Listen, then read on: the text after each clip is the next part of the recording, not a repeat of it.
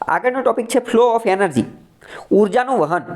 Flow of energy, ઉર્જાનું વહન. આના વિશે તમને કંઈ ખબર છે કે નથી ખબર? બરાબર. તો આ ફ્લો ઓફ એનર્જી આપણે સમજી ગયા છીએ. એનર્જીનું જે પિરામિડ સમજેલા હતા, એનર્જીનું પિરામિડ, એની અંદર આપણે સમજી ગયા કે એનર્જીનો ફ્લો એ હંમેશા યુનિડિરેક્શનલ, એક જ દિશામાં હોય છે.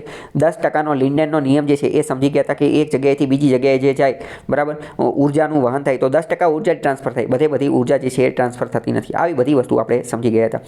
એક ક્વેશ્ચન પૂછેલો છે કે flow of energy is always highest at producer level. એનર્જીનો જે ફ્લો જે છે એ પ્રોડ્યુસર લેવલ જે છે, પ્રોડ્યુસર લેવલ ત્યાં હંમેશા સૌથી વધુ હશે, ત્યાં હંમેશા સૌથી ઊંચો હશે. સાચી વાત કે ખોટી વાત?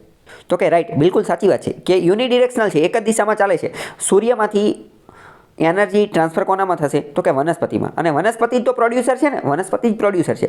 તો વનસ્પતિમાં જેટલી એનર્જી હશે એટલી આગળ જેમ જેમ ટ્રાન્સફર થતી જશે એમ એ બધાની અંદર એટલી બધી એનર્જી જે છે હશે નહીં.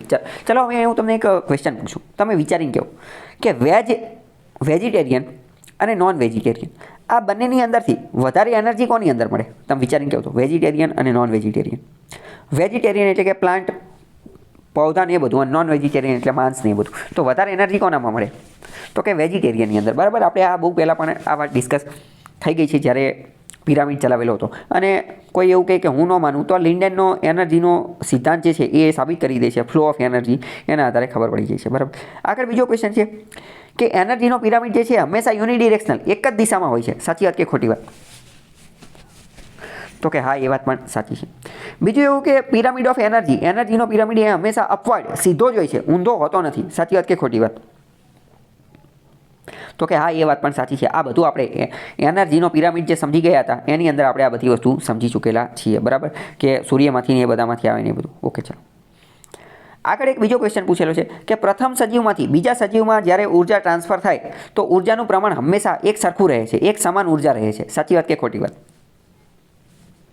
તો કે ખોટી વાત. તો શું થશે?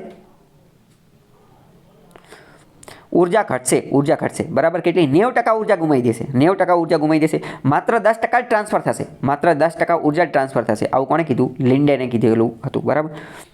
તો આ બધા MCQ ને એ બધું પૂછાય છે. બીજું, ઉર્જાનો જે સિદ્ધાંત જે છે એમાં અમુક ઉર્જા જે છે એ વાતાવરણની અંદર ગુમાવવાનું ને એવું બધું ગાયબ પણ થઈ જતી હોય છે.